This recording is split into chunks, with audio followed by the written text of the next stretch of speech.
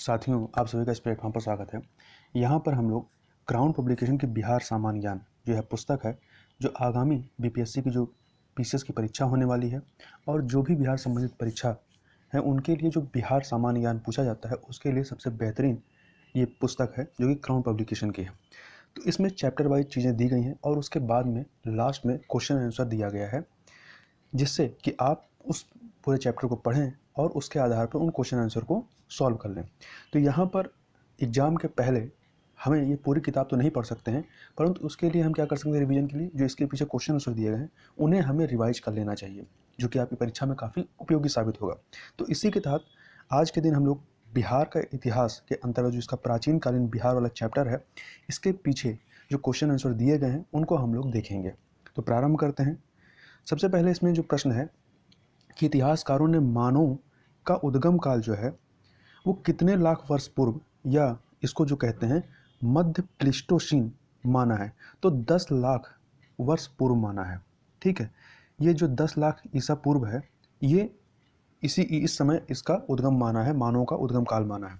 इसके अलावा अगला क्वेश्चन है प्रागैतिहासिक काल अर्थात पूरा काल से लेकर के नव प्रस्तर काल तक ये क्या कहलाती है। जो प्रागैतिहासिक काल होती है क्या कहलाती है, क्योंकि इस काल में जो होते हैं लिखित स्रोत नहीं होते, मतलब कोई भी चीज़ लिखित नहीं मिलती है, तो ये अलिखित प्रत्यक्ष स्रोत का काल कहलाता है। ये ऑप्शन सही हो जाएगा। अगला है ऐतिहासिक काल। ऐतिहासिक काल जो कि 1000 ईसा पूर्व से लेकर 600 ईसा पूर्व तक है, ये क्या कहलाती है। ऐतिहासिक काल में चूंकि लिखित स्रोत मिलते हैं, जो सोर्स होते हैं लिखित मिलते हैं, तो इसे लिखित स्रोत का काल कहा जाता है। बी ऑप्शन हो जाएगा। और पूरा पाषाण काल, तो पूरा पाषाण काल क्या है, तो पूरा पाषाण काल की जो टाइम अवधि है या जो अवधि है ये 10 लाख से लेकर 11,000 ईसा पूर्व तक के टाइम पीरियड को पूरा पाषाण कहते हैं।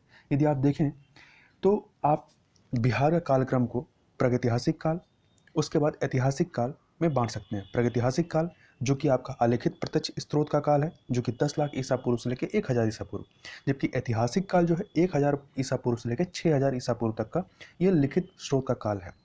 अब ये जो प्रागैतिहासिक काल है इसको फिर आप कई पार्ट में डिवाइड कर सकते हैं, मेनली 6 पार्ट में डिवाइड कर सकते हैं। पूरा पाषाण काल, मध्य पाषाण काल, नव पाषाण काल, फिर कैल्कोलिथिक काल, काश युग और फिर लौह युग।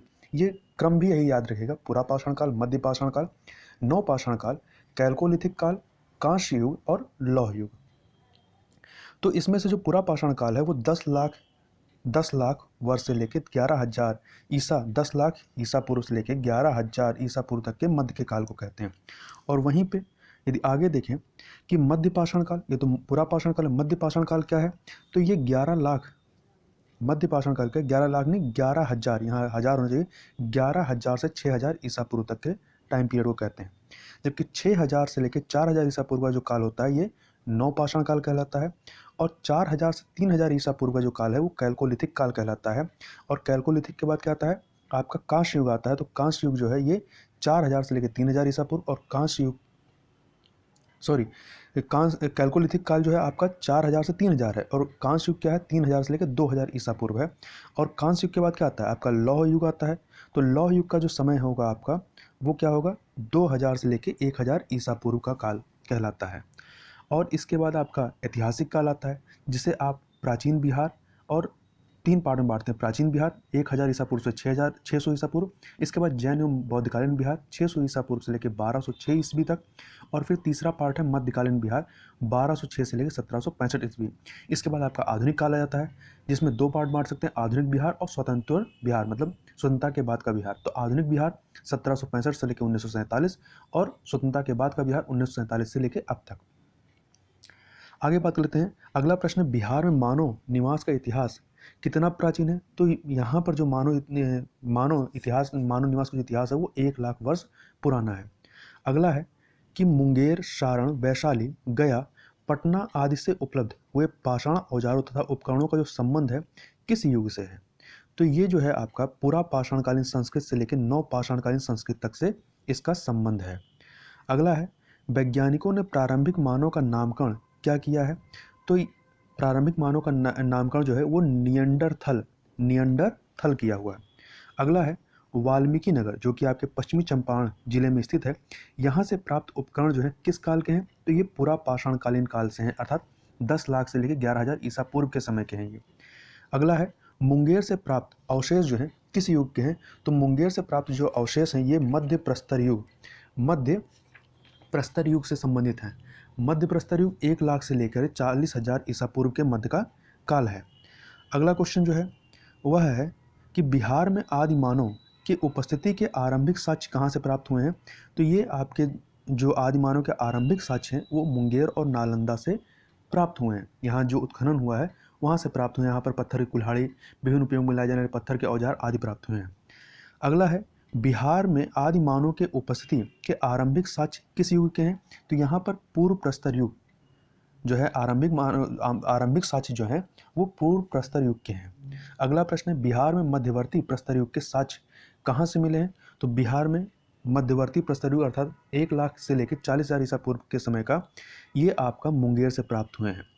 अगला है सारण जिला का चिराद और वैशाली जिला में स्थित चेचर, ये यहाँ से किस युग के अवशेष प्राप्त हुए? तो यहाँ से चिराद और चेचर से 9 प्रस्तर युग के अवशेष प्राप्त हुए हैं। अगला है बिहार में ताम्र प्रस्तर युग के परवर्ती चरण के अवशेष कहाँ से प्राप्त हुए हैं? मतलब ताम्र प्रस्तर युग के बाद के जो परवर्ती चरण के हैं ये इसके अवशेष आपके चिराद, चेचर, सारण जिला का चिराद, वैशाली का चेचर और मनेर एवं सोनपुर, इन सभी जगहों से प्राप्त हुए हैं। अगला प्रश्न है, इसका लास्ट क्वेश्चन है कि बिहार के संबंध में निम्न में से कौन सा कथन सत्य है? तो इसके संबंध में देखें तो यहाँ पुरातात्विक उत्खनन से पूर्व मध्य एवं उत्तरी पाषाणकालीन पत्थर के औजार एवं उपकरण मिले हैं, पूरी तरीके से सही है।